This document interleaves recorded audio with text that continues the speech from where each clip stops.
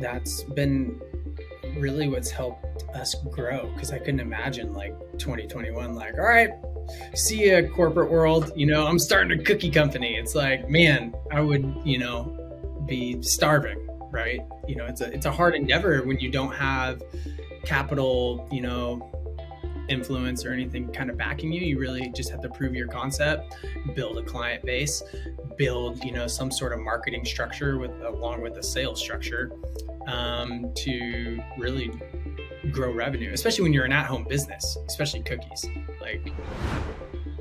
What's up, everybody? Welcome back to another episode of the Thinking Project podcast. Of course, this is your host, Dalton Jensen. Make sure that you subscribe, share this with your friends, all that good stuff, because I have an amazing guest for you today.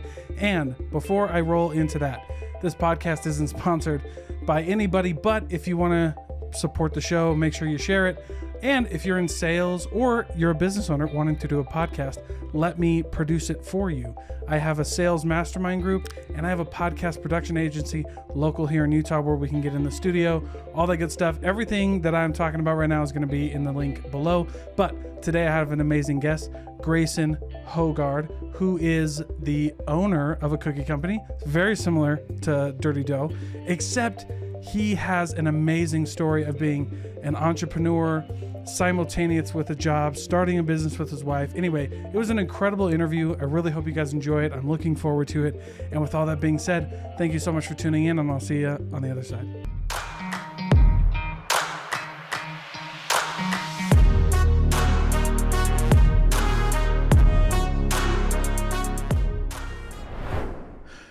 Grayson Hogard, thanks for joining me, my friend. Thank you, Dalton. It's an honor. Dude, yes. I love following you on LinkedIn, especially another person in the cookie world. Groove Cookie Company up in Portland. How is that? Yeah. It's great. It's a small cookie market, believe it or not. And we're in a suburb outside of Portland, actually, in Beaverton. So kind of close to like the Nike World headquarters. Yes. and all that stuff. So yeah, I know Beaverton well. I lived in Portland for a while, for about a year and a half. Okay. And I had aunts who lived in Tigard. We did stuff in Beaverton all the time. So I love the Portland area. Here's a question right off the bat to get the podcast going. You're big into the mindset, into marketing. How has owning Groove Cookie Company helped improve your mindset or change your mindset overall? Maybe it's in business. Maybe you started your company and you had some philosophical revelations. Walk us through that journey. Well, I would even before it's Grove Cookie Company. Sorry. Grove Cookie Company. Sorry. Do not worry. It's my mindset. So I come obviously from the corporate world. Like that's just my background. I'm 33. I actually don't even think I had a mindset on entrepreneurship, if that is answering your question, right? Like this is all new to me. So I'm a first time entrepreneur 2 years ago. Actually, January 31st was when we launched from our house. So I've just been on this wave of learning from, just other entrepreneurs, podcasts, mentorships, smaller masterminds, all kind of like Facebook group oriented. But yeah, that it's needed for sure, the mindset side of things, because it's just it's a different beast when you're kind of on your own, right? Yeah. And I've shared this statistic before that entrepreneurs who launch their journey after spending a significant of time in the corporate world or like in business themselves, and then they take it, right, and then they go launch, end up doing a lot better than somebody who says like, high school dropout, college dropout. Not that those businesses don't end up successful or anything like that. It's like when you look at the numbers, right? People who have that corporate experience tend to do a little bit better, right? So do you feel like that's been the case for you? Like what made you want to jump from corporate to Grove Cookie? Well, it perfectly aligned with what we are, right? We're a B2B gifting company with cookies. My background's in logistics and warehousing. So just kind of that firsthand experience with packaging, shipping, logistics, kind of the ins and outs of what happens, from, time of order to the process side of things. So like that whole systems and processes aspect, I could not imagine trying to do this at like 20 years old, 21, and like, all right, I'm gonna try and figure out how to, package cookies so they don't break, or um, figure out systems and processes without having that corporate experience and that structure, right? So that's been Dude, huge. I love that. And I love that you mentioned, because that stuff's, I learned about that, a lot of that in my MBA, right? Like supply chain and stuff like that. Yeah. It's gnarly. Like that's not for the faint of heart. It doesn't surprise me that supply chain is losing like people entering the field, because it's not an easy field to be in. No, it's not. And yeah, so this is actually a little quirk that I don't think a lot of people on LinkedIn know is I still have my corporate job. Oh, cool. So yeah, yeah. So Hey, I'm that's really able even to, cooler. yeah. So I'm actually able to kind of like navigate this whole entrepreneurial journey um with my other with my current corporate employers. So Yeah, so you have like so you have your corporate employee and then your side gig. Or yeah, they're both full yeah. gigs. And Could be. they're both full gigs at this point because I'm here at the cookie shop office. I'm literally at Oh the heck cookie yeah. shop office. Oh Four heck yeah. computers right here. And we're just, we're having fun with it. So, I'm able to do both. Um, and, really just kind of grow Cookie Company from our house, which we just moved Mhm. out of our house into the shop back in September of 2022. So, Whoa. yeah, That, yeah, that's yeah. awesome. So Right. that's cool. Break that down for me, man. How did that happen? Yeah. So I'll just go back to the beginning. So like we launched in January of 2021, end of January 31st, 2021, all on the idea that my wife wanted like a side hustle. And you know what? Cookies happened only because she had back in 2020 of November, so that Christmas, um, her dad asked her to bake some cupcakes that he like just was fond of. My wife has no prior baking experience, does not like to cook, all the things that would say, yeah, you're not a baker. She got like this reaction from her dad after she made the cupcakes, like, oh my gosh, honey, these are so great, like good job. So she got like this positive reinforcement. And then she was working from home at the time, right, because of the whole lockdown stuff.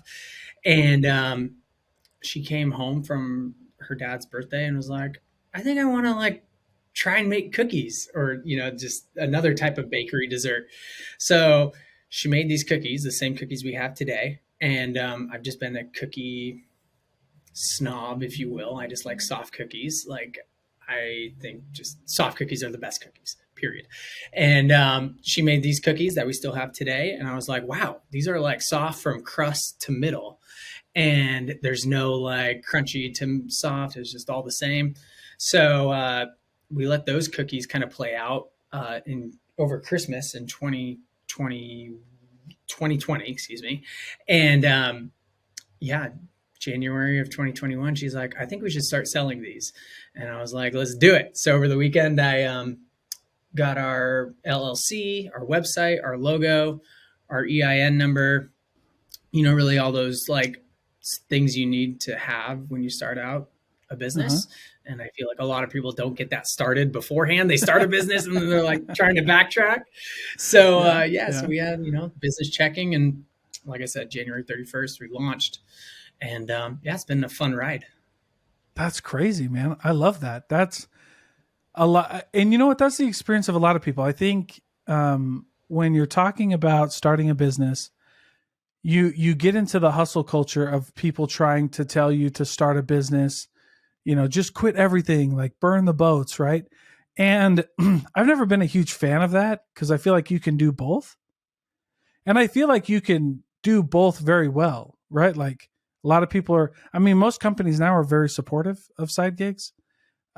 Most companies are, they're like, you give us this time, whatever you do outside of that is up to you, right?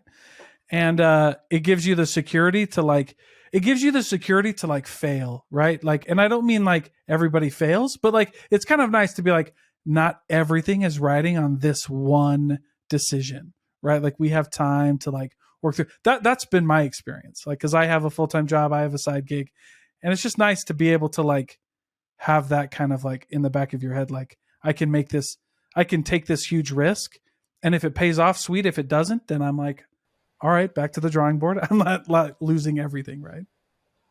Yeah, no, you're exactly right. And that's been really what's helped us grow, because I couldn't imagine like 2021, like, all right, see ya corporate world, I'm starting a cookie company. It's like, man, I would, be starving, right? It's a hard endeavor when you don't have capital, influence or anything kind of backing you. You really just have to prove your concept, build a client base, build, some sort of marketing structure along with a sales structure, to really grow revenue, especially when you're an at-home business, especially cookies. Like, it's one thing if you're selling kind of like a physical product, we're selling a consumable to, well, businesses and wealth advisors primarily. So it's really, it's been a blessing for sure. Yeah.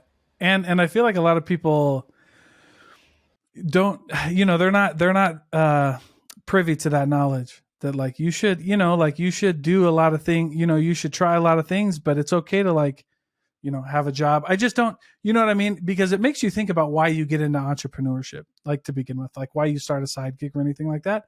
Like, because I do a scholarship in my high school, and I asked them that. I'm like, why do you even want to start your own business? Because if you think that, like, if you listen to the hustle culture, that's like, start your own business so you don't have to, make somebody else money. It's like, I get that. But like the idea of business is to create value all around. And sometimes that includes wealth for 100%. Other people. So it's like, yeah, you are though, it's just weird. It's a weird dynamic when I dive into that culture. It is a weird dynamic. That's just the beauty of the internet, is like, there's just so many, I wouldn't call it characters, but there's characters you can follow that kind of align with your mindset. Right. So there are the people that say burn the boats. There's also people that are like, hey, like work your side gig until it's like 60% of your current income. And then like, now you can start, deciding when that next step is, leaving your corporate job or focusing on your side gig full time. So yeah, I found myself. And I would even say like when, whenever I'm asked, and it's not a ton, like I'm not one of those people. Every time I'm asked all the time. Every once in a while, it gets brought up in my conversation, right? That's like, how do you know when to like take your side gig full time? And for me, the answer is always like, when you're at least at like, when your side hustle can maintain itself. Because at the beginning of a side hustle, it's usually a lot of like personal capital that goes into it. And so I'm always like, you can jump when your side hustle can take care of itself, like run by itself. Like, and I mean like money wise, like you're getting enough money in and the money going out, like the side hustle is like sustaining itself. Because if you're doing anything before that, I think it's just like, why, like you don't have, if you don't have to, then you're putting yourself at, like you said, kind of at the beginning, is you're just putting yourself at a higher risk. Not everyone's successful, and it's a great opportunity to like see if your idea, because that's all these are, is like your idea, and see if it works. See if you can find a niche that allows you to expand on it. So we're actually a self-sustaining side hustle, believe it or not. So that's perfect. That's it's great. Amazing. Even with our even with all the capital expenditures to like build out our shop and everything, like we almost broke even on the year. So that's wonderful. $100,000 build out. So we're just really happy with our progress right now. But and what's crazy? Dirty dough. That's all right, man. That's all right. Dirty dough's going nuts. But you know what's crazy is, just to stay on, your company, Grove, right? Grove Cookies. I think it's wild to me. And you know what's crazy? I hope that people kind of realize this in this crazy, every day you open up LinkedIn, it's like one more company's laying somebody off. And it's super sad. But I hope people kind of see the thing behind this, which is like, Stripe. I just read this in the news that Stripe was like on this, multi-billion-dollar valuation when they were getting funding. And then their funding pulled out, and now they're looking at a 12-month exit. And Stripe, for as big as they are, still isn't self-sufficient, right? Like, that's great. Like, you can't. It's just not sustainable. Like, you've never heard of Walmart raising a round of funding this year, because eventually you have to get to the point of like where Grove Cookies is at, right? Where you can be like, nope, this is a well-oiled machine, and we're going to keep going, and it's going to keep going. Right. Yeah. I just hope that people see that, like, it's not this whole, like, you can't live funding to funding. It's like the hustle culture is like, makes fun of me for living weekend to weekend, but but some of these guys live funding to funding. Right. Yeah. That's the tech industry. I feel like, for the most part, it's kind of like that valuation, the hope and the dream. And then they throw on their X multiple valuations on top of it. So yeah, that's crazy. Yeah. Isn't it wild? But, I kind of want to circle back to this question, because I'm just really intrigued. Do you feel like anything changed with your mindset when you started Grove Cookie? Like, as you went through it, what changed in your thought process about business when you started the gig versus maybe when you didn't have it, things like that? Yeah. Like, I can think of myself, obviously I'm still in it, but from like a corporate employee, like, standpoint, right? You're kind of, if you're not in like a sales role, which I'm not, you're kind of capped at like a set, wage, salary, right? So one of the fun mindset ideas that I've like really evolved with is knowing that I'm worth more than what my company is paying me, if that makes sense. Oh, I love that. Yeah. So there's, who Bradley is? Podcaster. Oh, yeah, of course. Love Bradley. Podcast. Yeah. We love him. I love him too. He had a great quote, which is like, know your self-worth. Like, if you think you're worth more than what your company's paying for you, go prove it.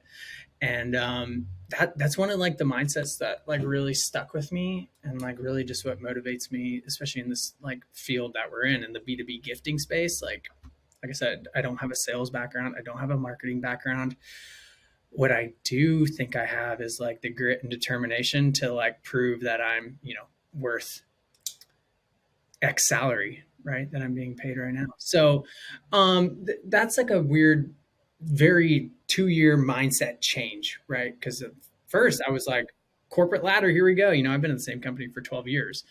And I'm like, corporate ladder, this is fun. Like, I'm going to keep moving my way up.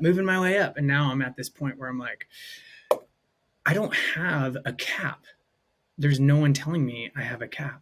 Like, all I need to do is continue to execute. So that's a cool mindset shift. That is a cool mindset shift, because, and what's cool about that? Well, you were saying that, I was thinking, because you're like, you don't have a sales marketing background, but what's cool about this, and what I teach people in my sales mastermind, is you don't need, like, there's no prerequisite to selling and marketing. Like, I think, like, I've been in sales and marketing for over a decade, sales more than marketing, but there's no need for a sales degree. Like, there's a few colleges here in Utah that offer like a professional sales degree. I'm like, it's a waste of, in my opinion, it's a waste of money, because like, you just need to sell. Like, there's no prerequisite. Like, if you believe in your product enough and the space, like the B2B gifting space, like, I don't need to teach you banned questions or anything like that. You go find who you need to talk to, and you're like, hey, I want you. And it's real simple. Like, you got into it for a reason. You're like, hey, Mr. Wealth Manager, I want you to have happier customers. Give them a cookie. There's no sales book in the world that will teach you that, but you have it like innately. Like, we have it as human beings. Yep. It's like I think sales and marketing really kind of uh, drives on like someone's creativity. I mean, I follow a lot Yeah. of like sales professionals on LinkedIn, right? And a lot of like the technology space, you know, the enterprise sales professionals, and like hearing about them is like it's all about creativity, you know, bringing the client from point A to the long point B of like an enterprise sale, like sales cycle, right? So that's probably the best part about me, or just my experience so far in the last 2 years, is like I'm just always learning, and LinkedIn is like the greatest tool ever for that kind of perspective on sales and marketing. Because again, I'm just always trying to learn from Yeah, others, and that's and how it's all right there for you. to do it. I mean, I understand like a marketing degree. Like I understand that. Maybe I don't know enough about marketing to say whether or not you need it, because when I look at marketing and I look at all of like the technical, like digital side of it, I'm like, yeah, I could see why you might want a certificate, right? Somebody to teach you, help you cut corners. But sales, dude, no way. Just do what Grayson does. Go do what you do. Go follow. Go do 10 follow. You know what I mean? Because you do it. That's great. That's what I did. I picked up every book that I could find on Amazon that had the words "How to Sell Better." If it had anything like that, I read it, and that was it. And like, and if you really believe, like, as a salesperson and as a trainer, I really believe this. And if you really believe that people don't buy what you do, they buy why you do it. Simon Sinek said that. And if you believe that people buy you, then where is your personality and all your experiences written down in a college textbook? Like it's not. Yeah, Go be you, man. People get yeah, it. um, yeah. People do. I mean, you're dealing with other Yeah. humans, right? Yeah. That's all sales is, marketing. You know, Yeah. it's learning, I think understanding that human behavior. yeah, and I think the biggest thing that my biggest hot take that nobody agrees with me on, or at least a very small minority agree with me on, is like I don't really believe that you should sell to everybody, that you should close 100%. Like, dude, there's some people I don't want to work with. And if I lost a deal because I didn't ask the right question or somebody didn't feel like I was a good salesperson enough, you know what I mean? I probably didn't need you as a client anyway. Like, I'm okay. You know what I mean? Like, sure, I dude. could not agree more with that. Like, Like, why would I want someone that's going to make my life harder already based off like a conversation like that? yeah. Um, and then now you have to, you know, now you're servicing, you know, you're trying to meet this client's expectations, but if it's already in a position where you're already feeling off about it, it's like, Yeah. man, some of the, you know, that can just lead to a bigger mess down the road. So you're right. Right. I Right. agree with it And 110%. I know and I dude, I love having this conversation with you because I just get to pick up all of these crazy things because it's so refreshing to talk to somebody who found a lot of success in a business, because right, like the lifeblood of business is sales, like being able to sell your product, right? And to talk to business owners who don't have that background of selling, it's very refreshing because it just proves my point that I try to sell in my mastermind group, which is it's okay that you're not like this salesperson. I actually don't want to hire salespeople. Like I ask a question in my interview process that's like, um, would you consider yourself a salesperson? And if somebody says yes, I always dig a little bit deeper because that's a little bit to me like, I don't want salespeople though. Why? I want people. I want to know Yeah. You want, like, yeah, yeah, you want people that can become salespeople in my eyes, right? Like you want someone that's a personable, has the best interest in the customer or clients. I mean, that's all it really is, because there's nothing worse than selling someone on something and then in a week they're like, "Hey, can I get a refund?" Like that's just terrible, because you right. got them in a pretzel and then you like force sold them on something and they just say, yeah, it's just, I've Yeah, been put because in you those tried all your situations before. yeah, because you tried all the cool techniques that the new and upcoming sales leader said, and you're like, dude, stop it. Look, if somebody, I always tell people, look, if I love to joke and laugh in a sales conversation, and if I can get someone to loosen up and laughing with me, and some people are like, well, what about the people who are more professional? I go, dude, if they don't laugh with me, then it's fine, right? Like, if they feel like they can't do business with me because I'm too like I bring too much levity to the conversation, that's fine, man. I'm cool. Like I'm good with it. It's all right. Yeah, I totally agree. I think my favorite sales books are ones that are not even about sales. They're about like human nature. So anyway, I like Give me those. one. What is it? What's one The 40 off the top the of your head? 48 Laws of Power. I think if you want to learn about sales, you should read that book by Robert Greene. Perfect. That's Written down. That means I have to buy it. It's one that people don't like, but if you ever listen to Robert Greene talk about why he wrote the book, it's actually a very human book to write that was written. Anyway, it's a very cool book. But this is about you, Grayson. I love that mindset that you brought up, though, because I think that if more people had that, I was on a podcast with a big Twitter personality, J.K. Molina. He mentioned a quote that was like, confidence comes from experience. And so the fact that the more that you sell, the more that you're like, man, I can actually do this, the more confidence you have because you've executed. And so the fact that you can grow from that and just be like, yeah, you know what? I am worth more than even I thought I was. Like forget corporate and everybody, right? Like I'm worth more than I thought I was. Yeah. That's cool. that is exactly how that kind of has played out in my mind. I mean, it motivates me every day, right? Like definitely motivates me in that aspect. But you talked about earlier sales calls versus like say now, like now I'm definitely have more of like a script, like I'm like kind of, it's not really a script. It's just bullet points that I'm just kind of like, keep me consistent. Right. My first sales calls are so funny. Thankfully, HubSpot, our CRM, like records them. So I actually got to listen to them. They were really funny. So they were back, right when I first started picking up the phone. So it was funny. That's crazy because if you talk to a seasoned salesperson, like a veteran salesperson, and you see them all the time on LinkedIn, Grace, and they're like, cold calling never works. And think about planting that evil thought into a new business person's head that like, you should never call somebody on the phone. Like, are you kidding me? Just call somebody on the phone, man. Just pick up the phone. I don't understand why. I don't understand why anyone would say that. I mean, unless they're being told to call like the worst, ideal client profile ever. That makes it obviously very tough. And if you sell a product that is not a good product, I'm obviously thankful that I have cookies, right? I say cookies at the beginning of the cold call, and most people are listening at that point. And especially, I don't particularly call the wealth advisors like straight up because I just know they're busy and that's not necessarily the person that dictates gifting in general. It's more of that.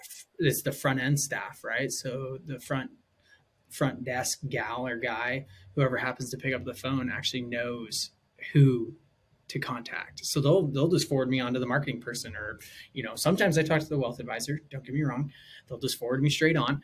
But so. What a wonderful thing to sell though too. Yeah, hey, I just want to know if you guys want to send cookies to your clients. What a great call. Yeah, and we stumbled. Well, I wouldn't say stumbled upon the industry, but my friend's dad. This was February of 2021, so we had just launched from our house, right? And we're like, oh yeah, friends and family are going to come to our townhouse and buy cookies. Yeah, after like a week, you're like, okay, that's not how that works.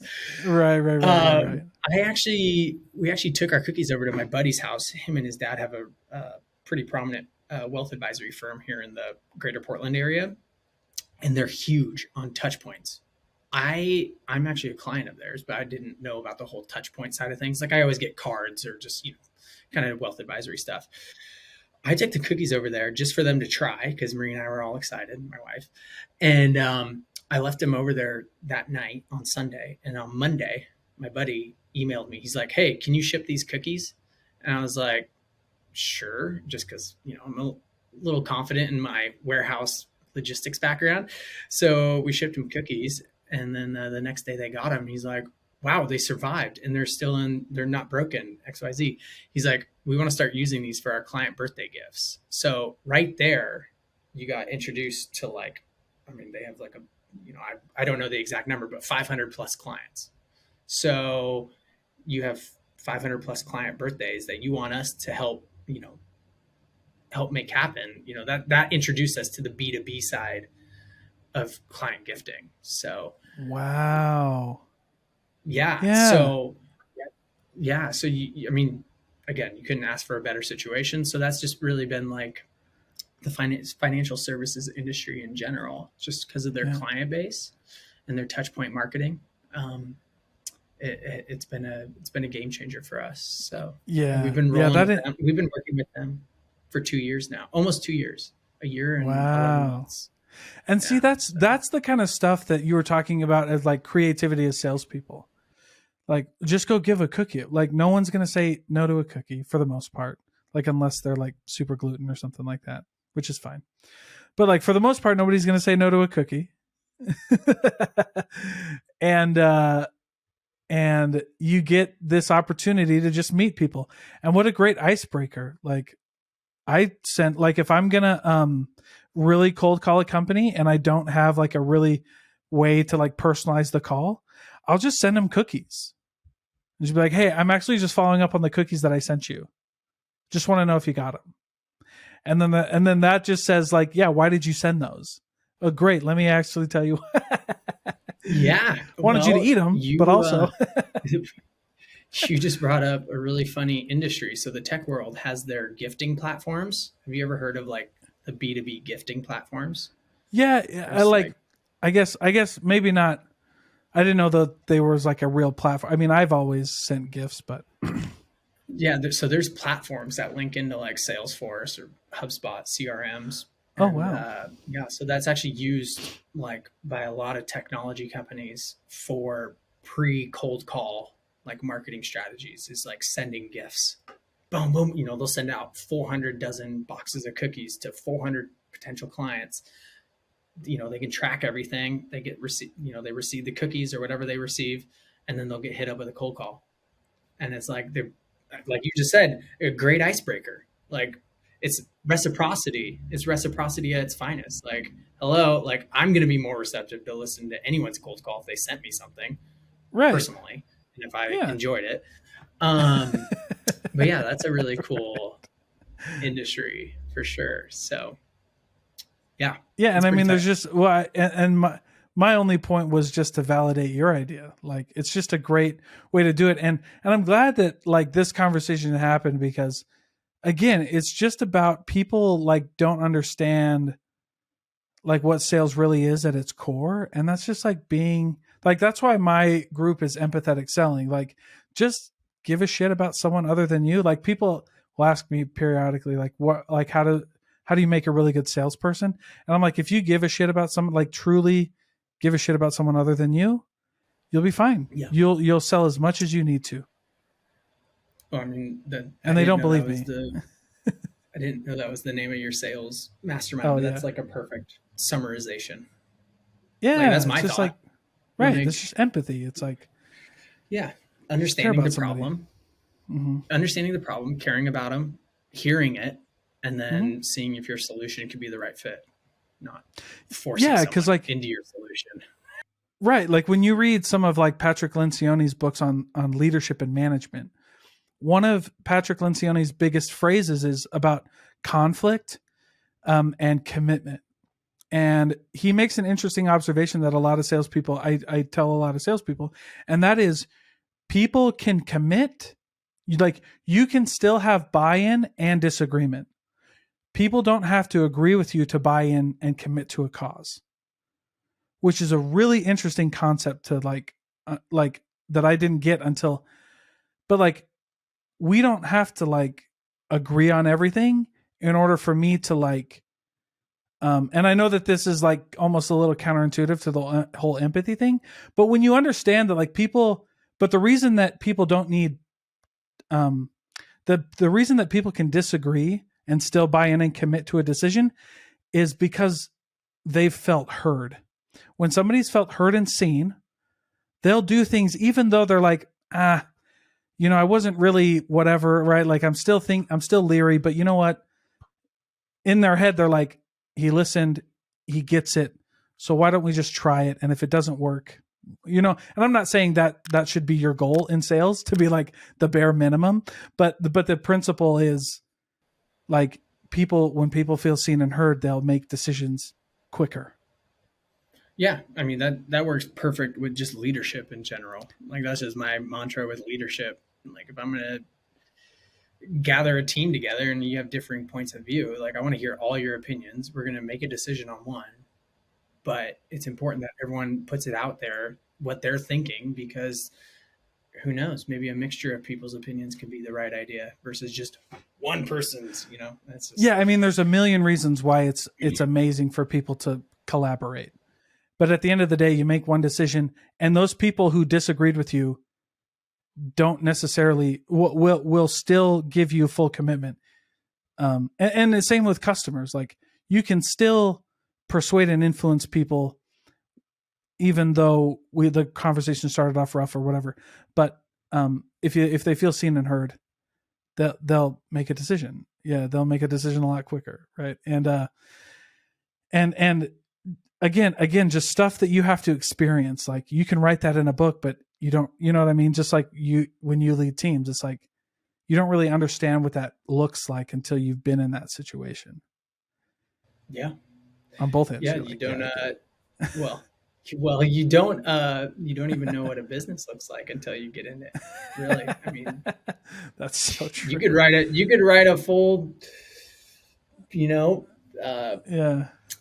5-year plan of what your business is going to look like. And then the moment you get into it, you're like, whoa, that took a left turn. Holy smokes. It's like, again, I think about, oh yeah, friends and family, they're going to come to our townhouse. And immediately it was like, boom, within a month, we changed the whole direction of like what we wanted to do. So right. That was pretty interesting. It's always fun having like a little logistics hub out of your townhouse. So your whole entire townhouse, 1,500 square feet turned into a cookie factory. So you got baking, and then you got production, and then you got packaging, and then you got the whole thing. So it was a pretty fun ride. Oh, dude, I love that. Well, and you guys are crushing it. You guys are killing it. I love seeing you on LinkedIn. Yeah. Well, thank you. I I think that's part of the entrepreneurial journey, is thinking you're not doing enough or could be doing more, right? Yeah. That's where I find myself kind of in this like post-holiday rush. You get kind of like, wow, this is great. How can't this be every month? And then you like January rolls around, you're like, oh, okay, it's back to quiet. And you got to go, reflect on past quarters, and you're like, wait, this is about the same as we were doing, so we're good. But yeah. You got to deal with this peak. You deal with this peak. You're like, yeah, So it's cool. Yeah. For sure. But what's beautiful there is like, it's the same. It's the reason, like the reason that people who spend time in corporate or like businesses longer, that's why they do better. Because I mean, yeah, it's tough to see the peaks and valleys, right? But from your main gig or whatever you want to call it, right? Your corporate gig now, like you've seen that even in your corporate gig, right? You're like, so you're kind of tempered in the sense that like, yep, we're going to have peaks. It's going to be kind of low, but you know what? We're here, and like we're actually not doing that bad. And it's easier to give yourself grace because you've actually seen real life and not Twitter business, which is like, I just closed 80, 100 million clients today. Well, yeah, and it's I remind myself every morning is like, get to the basics, right? Like what has gotten us to this point? It's like sales and marketing. I mean, like you can't sit there and wish. You got to continue moving forward, and it's about building those systems in place. So when we need, more marketing people or more, whatever the case may be, more fulfillment, it's right there in line. You already have things laid out for you. Yeah. Yeah. So, you got it. Holy cow. Cool. I love that, Grayson. And I appreciate, and this conversation flew by. I really enjoy these because it always feels like I never, like it feels like it could never end, and I love it. Before I let you go though, what's been like the biggest lesson that you've learned in this venture for you in Grove cookies? Consistency. I mean, Ooh. with everything. So you do, like I was just talking about, just sales and marketing consistency, but fulfillment consistency, consistency, and just, I mean, everything you do has to be consistent in business. There's no one wants an up or down product or up and down service. Like they want consistent all the way across. And that's Yeah. what we're striving for. Right. So that's been probably the biggest thing I've learned in these last 2 years. So Yeah. Holy cow. yeah, I love that. I love that. Well, thanks for joining me, Grayson. It was a pleasure. Tell everybody where they can follow you. If they're business owners listening, how can they get a hold of Grove Cookie Company? yeah. So you can visit our website, Grove Cookie Company. I'm also on LinkedIn, Grayson Hogard. I think I'm the only Grayson Hogard in LinkedIn. So you'll find me. Yeah, those are probably, Instagram, Grove Cookie Company. Those are probably the three best ways to find me and my company. Wonderful, man. Well, thank you so much again.